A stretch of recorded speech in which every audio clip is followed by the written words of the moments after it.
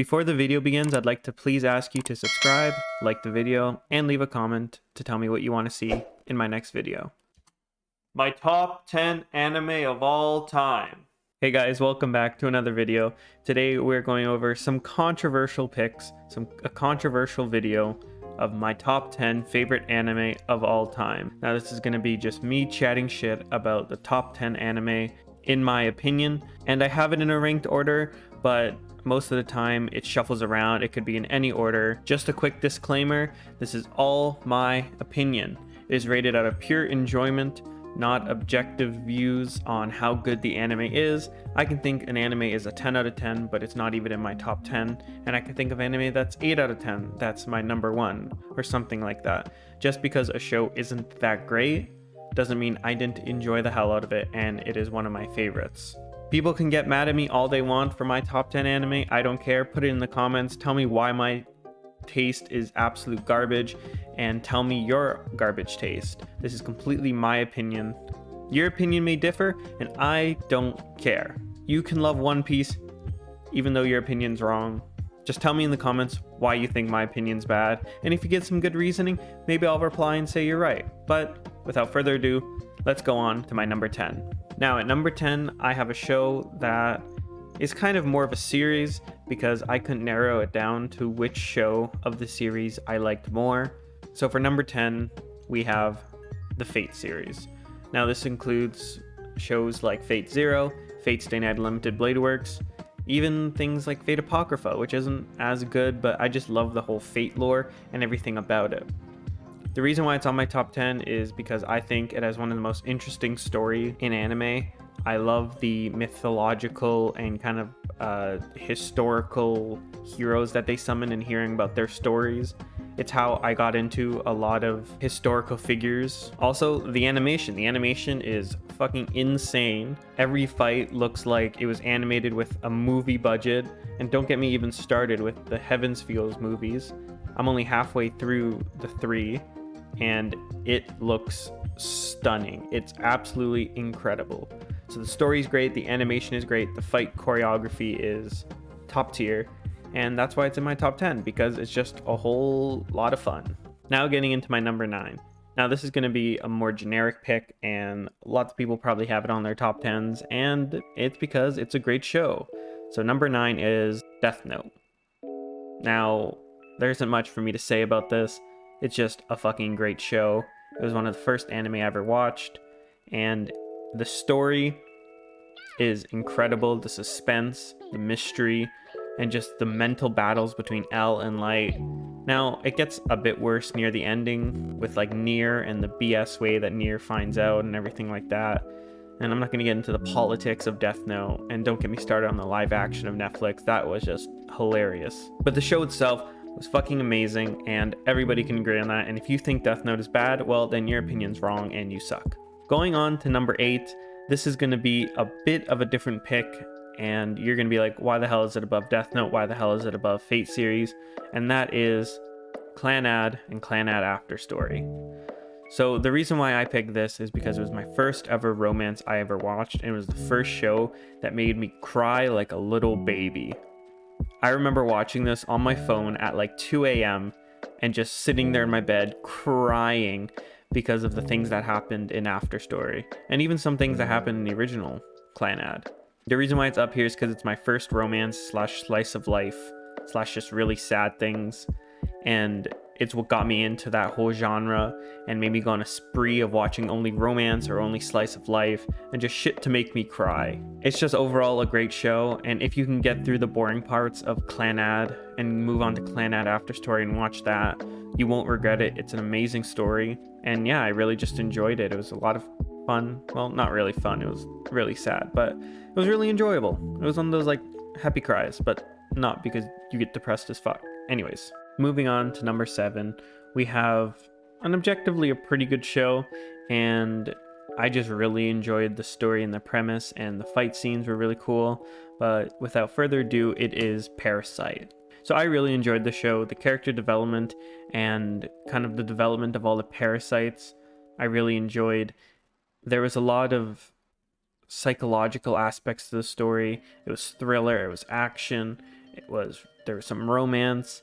There was just a whole bunch of everything in the show, and it just made it really enjoyable. Why is it above Death Note? Well, I don't know. Why is it above it? I didn't think this through. Anyways, I really liked it. I cried a bit, and it was just an enjoyable experience. It could be switched with Death Note. It can't be. I don't know. Depends how I feel. When I made this, I felt like Parasyte was better than Death Note, or I enjoyed it a lot more. So we're going to stick with it. Fuck it. Now, moving on to number 6. It's one of the first shows I gave a 10 out of 10 before kind of going back and looking through all the shows I watched near the start of my anime journey. And that is Promised Neverland. Now, I think, excluding season 2, season 1 is one of the most perfect seasons of anime. I think season 1 is the most perfect, or almost as close to a perfect show as there can be. The cinematography, the music, the characters, the animation, it's just all 10 out of 10. That one scene where I think it was Norman or Ray walking down the hall, and all you can hear is like the floor creaking or like water dropping, and just the cinematography and audio of that scene is just stunning.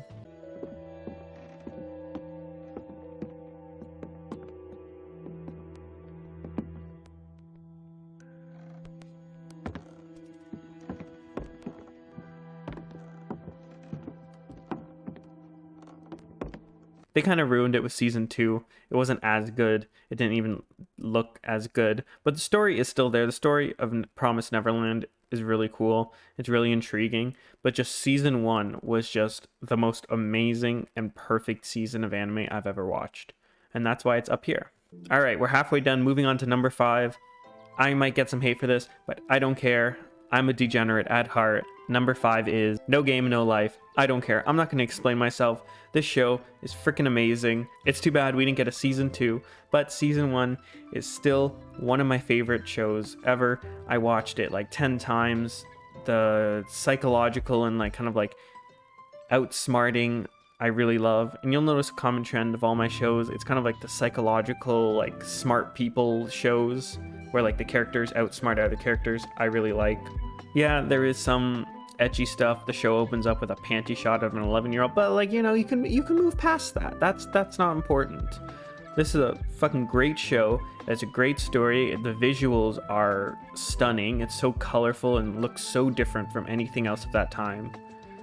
And it was just overall just an amazing show that I really liked, and I am still waiting for a season 2. Number 4, and may not be surprising if you see some of my TikToks, which you should go follow, by the way. We have one of the greatest shows of our time that may be ending soon. Maybe, unless it's going to be like final season part 10.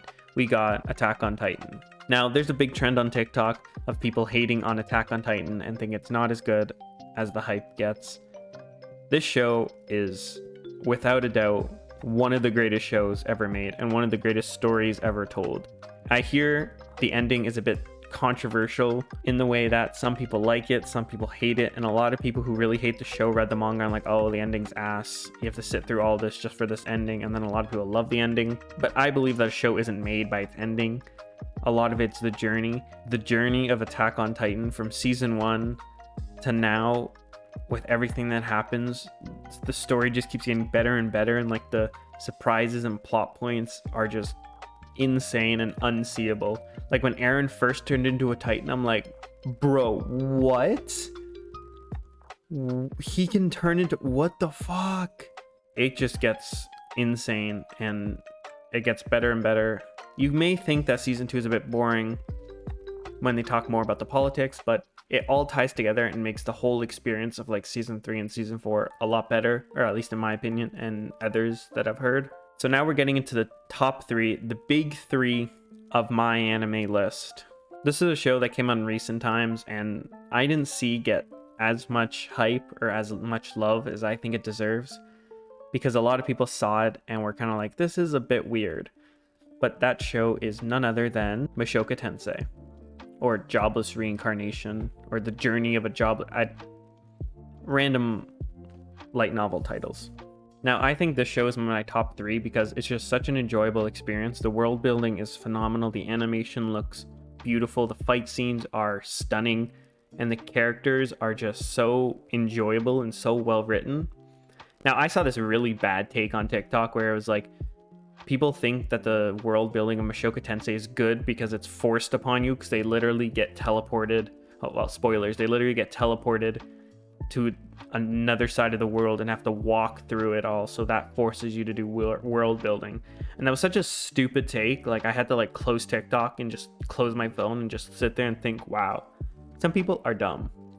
This show is freaking amazing, and there are a lot of weird parts, and the main character is kind of unlikable because he's like a 40-year-old man still technically mentally, and he does some questionable things with younger girls. But it's, if you can get past that or look past that and kind of like incorporate that into his character, then you'll really enjoy the story. The world is amazing, like I said, and it just keeps getting more and more interesting.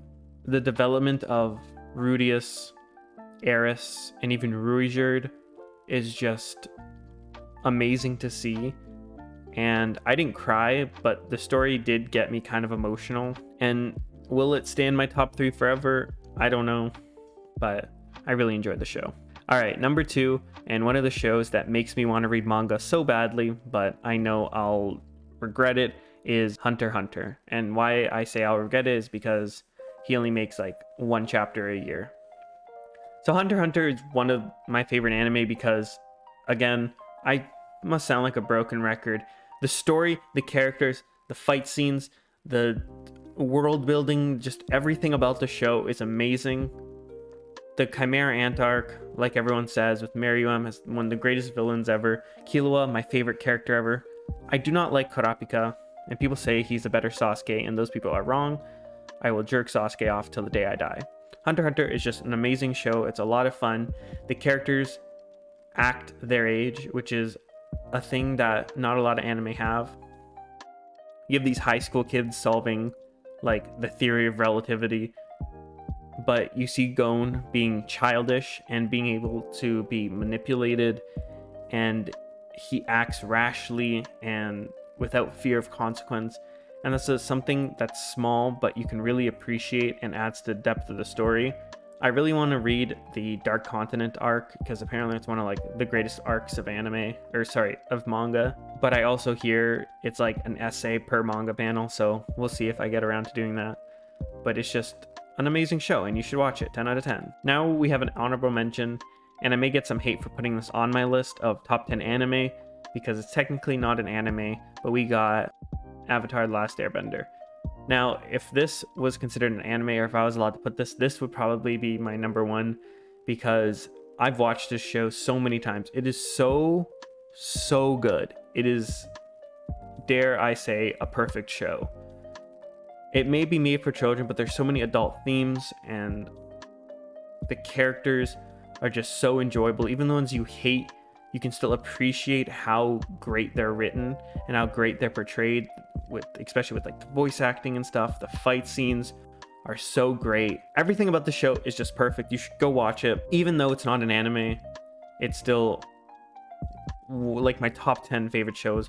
It might be number 1. Speaking of number 1, let's get to my number 1 choice. And if you know anything about me, if you've seen any of my TikToks and how I just am one of these people, one of the people who started with the big 3, you'll know what I'm talking about. And so my number 1 choice is Naruto. Now, you could have seen this coming a mile away, but I fucking love Naruto. Now, I can objectively say that, or I can say rather, that it is not the best show ever. There's so many flaws, so many fillers. Some parts are just so goddamn boring.